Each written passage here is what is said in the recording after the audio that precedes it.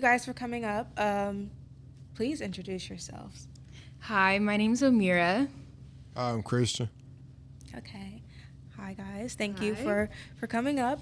So I want to ask you guys, how do cultural and societal norms impact your ability to love yourself? I feel like, through everything, especially in this generation with social media and stuff, seeing, the way that it's projected, like, how we're supposed to look, how we're supposed to act. It's hard when you do not meet those standards. When everyone's posting the best part of their lives and you're not there, it's hard to you feel like you can't relate and you feel like you're not good enough, and it becomes hard for you to love yourself and love your own situation because you don't relate to what you see online. Mm, that's good. Yeah. Um, I think it can affect us because, like, a societal norm that I know a lot of men go through are like men don't cry, stuff like that. So a lot of dudes don't ever express themselves. So they grow up their whole life like thinking they can't talk to anybody and they got to go through their problems by themselves. And then you you can't love yourself because you don't understand like what real love is because you taught from a young age like certain ways that you should feel because you're a man, certain things you shouldn't do because you're a man, and it can really bother. It can really get to a man.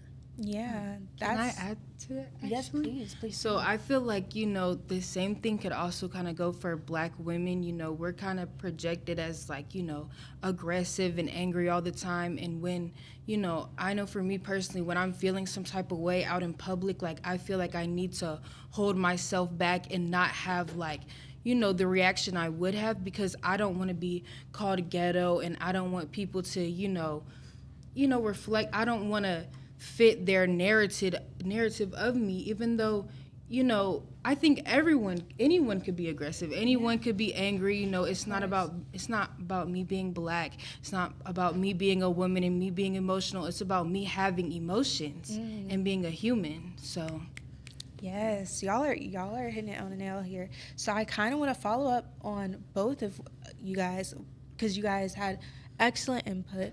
Firstly, I want to acknowledge what you said was really truly amazing, and it is an important issue, and talking about it more in spaces like this, especially on a council where we are here to change narratives such as these, it's important because men do cry, right? It's important for men to cry.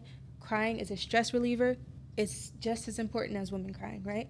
And then black women too, like having tears of frustration and anger, and you have your personality and your emotions labeled as aggressive, right.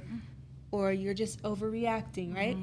Yeah. So these can be very very hard stigmas to face, and so which is what we're all about here, is silencing the shame and the stigmas. And then I also know, like, when we're talking about societal and cultural norms, talking about like living in Atlanta, for me, the hustle culture, and then of course living as a black woman, and then we do have black men who believe that they can't cry or they shouldn't cry, or and which is where a lot of pent up rage and violence comes from, and toxic masculinity, which is something that we're definitely trying to debunk, right? So these are very important issues, and I love what you guys had to say. So thank you. Thank you. Yes. Okay. So my next question for you guys is, how do you handle self-love through criticism and negative self-talk? So when you're critiquing yourself and you're being negative to yourself and you're telling yourself all these things, how do you love yourself through that? I feel like a big part of self love is acceptance. I feel like, self love is about accepting yourself where you're at and accepting the things that you may want to change. Like, maybe I love myself, but I know that, things that I'm doing are harming myself. So I want to change that, but I also accept that, like, okay, this is what I'm doing and I love myself still, but I need to change this. And, understanding that, nobody's perfect and there are going to be things that, may not are may not be the best thing about you, but you don't have to beat yourself up about it. You know, it's okay to want more for yourself, but, you know, you don't have to beat yourself up about anything. Yeah, so appreciating where you are, but also knowing where you want to go. That's important. Kind of piggybacking off of what she said, like, for instance, you have to accept where you are at that time and not hold yourself to where you're going to be. Because, like, for instance, with me, I play sports, and, like, I may be upset at myself at the time that I'm not as good as I want to be, and I'll see a whole bunch of other people on the team doing better than me, and I'll start talking down on myself because I've been playing as long as them. I'm just not as good as them.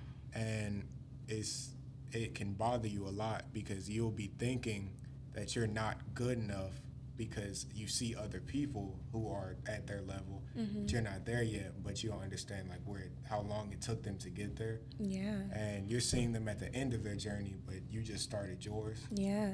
Definitely don't compare your beginning to someone else's end. Don't compare your beginning to someone else's middle. Don't compare your middle to somebody else's middle. Don't compare your end to somebody else's end. So those are important. But how do you love yourself through that? How do you talk to yourself and pamper yourself when things like that happen for you? Just giving myself positive self-talk, being around people that I know will encourage me and not encourage the good habits and not encourage the bad ones, like comparing myself to other people, like just letting myself know that I'm good enough how I am at that present time and not how I will be. Yeah. That's important.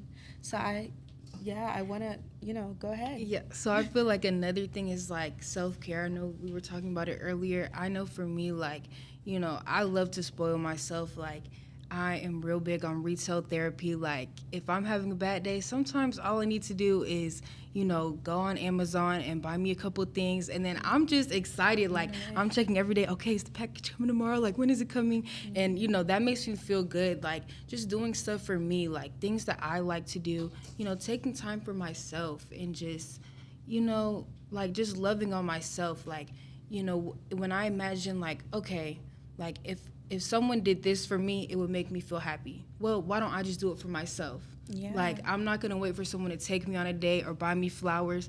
I'll go and buy myself flowers. I'll take myself on a date. Yeah. I'll go to Chick-fil-A after school and, just enjoy myself because I'm amazing. Like, I'm enjoying myself. That's what I'm talking about. Yeah. Date yourself. Like, and then what Adea said about, having to love yourself before you love anybody else. That's important. You need to show yourself love. That's what it is.